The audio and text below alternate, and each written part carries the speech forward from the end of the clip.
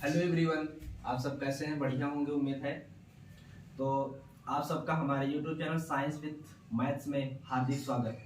हम लोग क्लास 9 की सीरीज लेके चले थे। इसमें हम लोगों ने स्टार्ट किया था गति, मोशन, जिसमें से हमने आपको बताया था 5 फंडामेंटल इसके थ्योरी होंगी, जो कि थी आपकी distance, displacement, speed, velocity and acceleration, जिसमें से हमने 2 बातों का डिस्कस प्रीवियस वीडियो में कर चुका है। जिन्होंने नहीं देखा है प्लीज जाके चले जाइएगा और उसका लिंक मैं डिस्क्रिप्शन में इस वीडियो के डाल दूंगा, अटैच कर दूंगा। पहले हम लोग आगे चलते हैं मोशन पे ही। मोशन पे जब आगे चलते हैं तो नेक्स्ट है आपका स्पीड। चाल क्या है? व्हाट इज स्पीड यानी चाल। मैथ में सभी जानते हैं चाल बराबर होता है दूरी बटे समय, यानी कहते हैं कि distance travelled in unit time interval. Distance travelled in unit time interval is called speed, या कहा जाए चाल। एकांक समय में चली गई दूरी, एकांक समय में चली गई दूरी, या तो distance travelled in unit time interval, unit time interval is called speed. और स्पीड जो होती है आपकी, स्पीड को नोट करने के लिए हम लोग यहाँ पे देखिए सिंबल बहुत सारे यूज कर सकते हैं। कहीं कहीं v यूज करते हैं, लेकिन यहाँ मैं यूज कर रहा हूँ स्मॉल s यूज करूंगा। और देखिए डिस्प्लेसमेंट के लिए, विस्थापन के लिए कैपिटल S यूज किया था, इसके लिए मैं स्मॉल s यूज कर रहा हूँ। दूसरी बात क्या बताएं, देखिए अगर ये हो गया तो चाल बराबर स्पीड इज इक्वल टू क्या हो गया, डिस्टेंस अपॉन टाइम।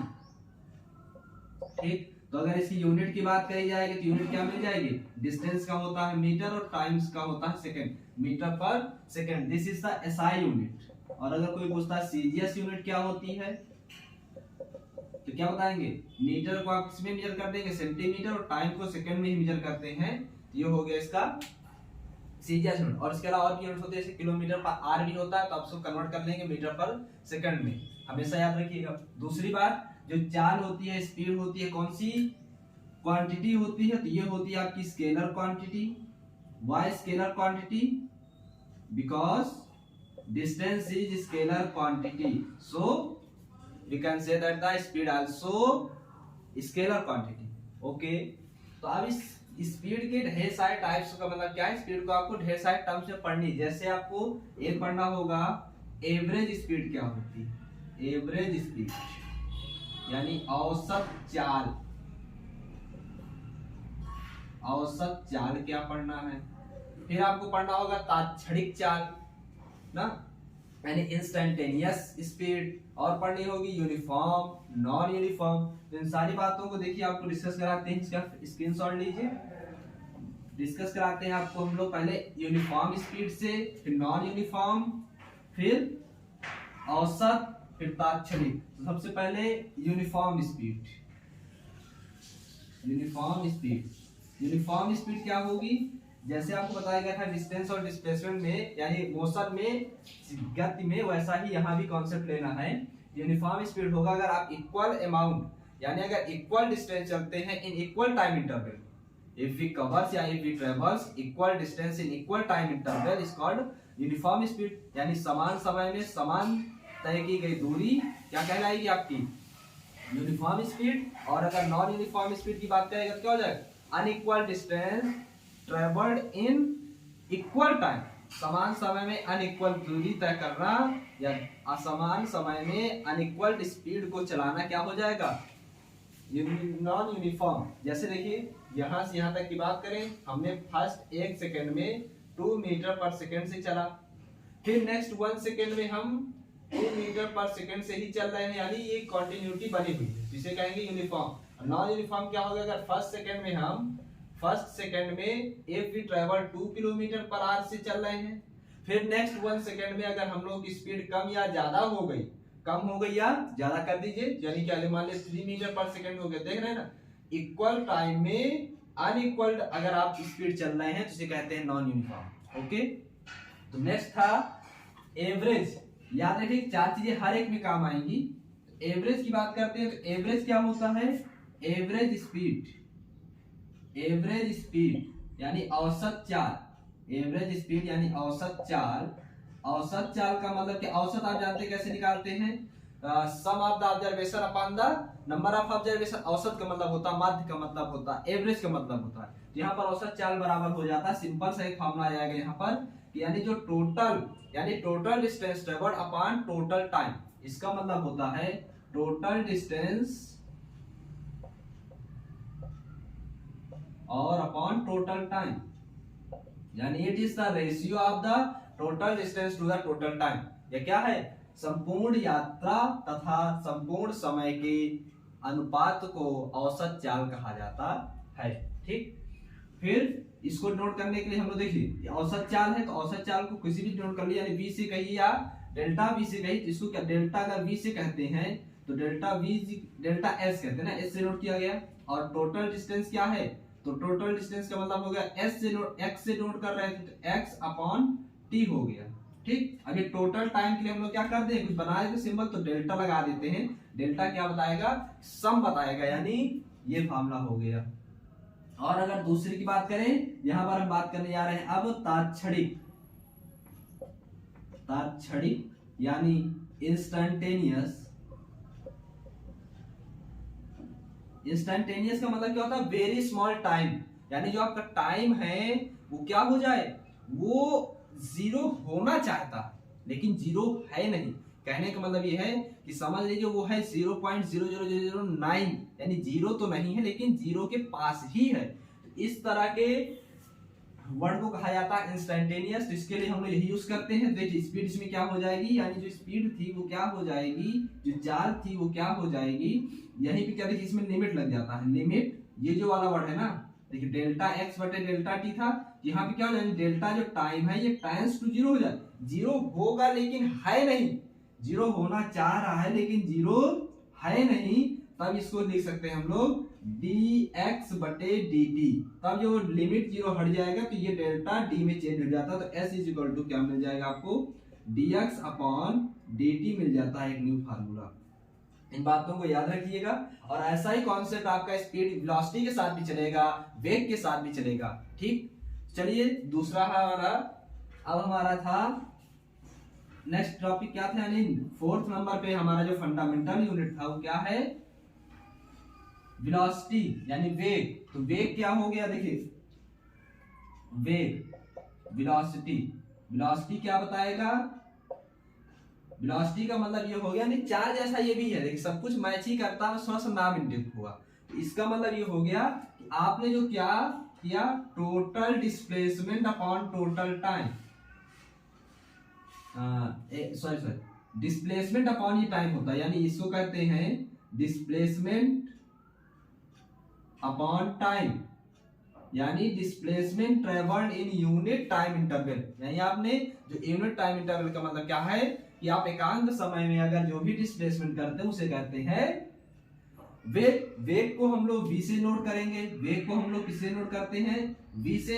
इसका SI यूनिट क्या होता है, SI यूनिट की बात करेंगे तो देखिए यूनिट सेम मिल जाएगा, इसका मीटर होता है और टाइम का सेकंड होता है। और अगर सीजीएस की बात करेंगे तो सीजीएस यूनिट क्या मिलेगी, सेंटीमीटर पर सेकंड। ये क्वांटिटी कैसी होगी, क्योंकि ये वेक्टर क्वांटिटी होगी, why, because displacement is vector quantity, so we can say that the velocity is also a vector quantity. Vector quantity, vector का मतलब हो गया सदिश, ठीक, सदिश क्वांटिटी हो सकती है। अब आगे जब बात करते हैं तो इसके भी ढेर सारे टाइप्स होंगे। अब जैसे उसमें बताया गया था ना आपको, क्या क्या बताया गया, देखिए शॉर्ट फॉर्म बता देते सारे। जैसे अब आया एक यूनिफॉर्म स्पीड, तो यूनिफॉर्म वेलोसिटी आ जाएगी। यूनिफॉर्म वेलोसिटी क्या कहेगा, अगर आप equal interval, equal time interval में इक्वल डिस्प्लेसमेंट प्रोड्यूस करते हैं तो उसे कहा जाता है यूनिफॉर्म वेलोसिटी। ठीक, और नॉन यूनिफॉर्म क्या होगा, नॉन यूनिफॉर्म का मतलब हो गया इक्वल टाइम इंटरवल में अनइक्वल डिस्प्लेसमेंट प्रोड्यूस करना, नॉन यूनिफॉर्म वेलोसिटी कहलाएगा। इसके साथ साथ आपने पढ़ा दूसरा औसत और तात्क्षणिक। ये देखिए एग्जाम में दो वर्ड पूछे जाते हैं कि औसत और तात्क्षणिक, यहां से न्यूमेरिकल भी आता है, तो इनको अच्छे से याद करिए। औसत क्या है और तात्क्षणिक क्या है। औसत का मतलब हो गया एवरेज, एवरेज वेलोसिटी को किससे बताएंगे, एवरेज वेलोसिटी क्या बताई जाएगी, total displacement upon total time, total displacement upon total time. Okay, तो टोटल डिस्प्लेसमेंट, अब देखिए यहाँ वी एवरेज इसको लिख देते हैं, वी एवरेज बताने के लिए कि वी एवरेज निकाला है, टोटल डिस्प्लेसमेंट को आपको बताया गया था किसे नोट करने के लिए, एस से, तो टोटल है तो हमने डेल्टा एस और अपॉन डेल्टा टी कर दिया, ये फॉर्मूला हो गया। ठीक, और अगर इंस्टेंट की बात करेंगे, इंस्टेंटेनियस की, इंस्टेंटेनियस में क्या हो जाएगा, लिमिट चल जाएगी delta T tends to 0, del S बटे delta T is equal to चलेगा ये वी इंस्टेंट, तो वी इंस्टेंट क्या मिलेगा, ये डी में चेंज हो जाएगा तो ds बाई डी टी, यानी v is equal to ds by d t भी होता है, ये बात याद रखिए। अब आपसे क्वेश्चन पूछता है कि दोनों में डिफरेंस क्या है, यानी स्पीड और वेलोसिटी में what is the difference. Minimum 5 difference आपको याद करने होंगे, तो 5 डिफरेंस आप याद कर सकते हैं, बता सकते हैं। पहला डिफरेंस क्या बता देंगे, देखिए दोनों में हिंट देता हूं, आप करिएगा। पहला दोनों की डिफिनेशन लिख देंगे, एक डिस्टेंस अपॉन टाइम, एक डिस्प्लेसमेंट अपॉन टाइम। ये क्या है, ये स्पीड है और ये वेलोसिटी है। ये था ds बाई डी टी, तो ये क्या था dx बाई डी टी था। दूसरा बता देंगे कि ये स्केलर क्वांटिटी है, ये वेक्टर क्वांटिटी है। आप यूनिट बताना चाहें तो यूनिट बता सकते हैं, मीटर पर सेकंड होता है, इसका भी मीटर पर सेकंड होता है। दूसरी बात क्या बता सकते हैं, ये क्या होती है, यानी जो स्पीड होती है वो जीरो हो सकती है क्या। अगर आप बताइए स्पीड क्या जीरो हो सकती है, स्पीड जीरो पॉसिबल है, स्पीड को जीरो पॉसिबल कह सकते हैं, यानी स्पीड आपने गाड़ी को स्टार्ट किया हुआ है, तो देखिए अगर डिस्टेंस जीरो नहीं हो सकती तो यहाँ कहना पॉसिबल नहीं होगा कि स्पीड जीरो हो सकती है। नेगेटिव भी नहीं हो सकती, सिर्फ क्या हो सकती है, पॉजिटिव ही हो सकती है। पॉसिबल है कि ये पॉजिटिव हो, बट जीरो भी कह सकते हैं, और वेलोसिटी के साथ क्या कह सकते हैं, पॉजिटिव भी होगी, जीरो भी होगी और नेगेटिव भी होगी। ये दूसरी बात। और अगली बात क्या कह सकते हैं, फिफ्थ नंबर पर जो स्पीड होता है वो क्या होती है, डिस्टेंस पर डिपेंडेंट होती है, जबकि वेलोसिटी डिस्प्लेसमेंट पर डिपेंडेंट होती है। बात को आप मेजर कर सकते हैं। ये 5 आपको डिफरेंस पता चल गए। अगर ये आपको पता चल गया तो आपको आगे हम बताते हैं कि एक्सेलरेशन क्या होता है। Acceleration is very very important topic, acceleration बहुत इंपॉर्टेंट टॉपिक है। एक्सेलरेशन, एक्सेलरेशन को हिंदी में कहा जाता है त्वरण। त्वरण का मतलब क्या हो गया, rate of change of velocity, rate of change of velocity.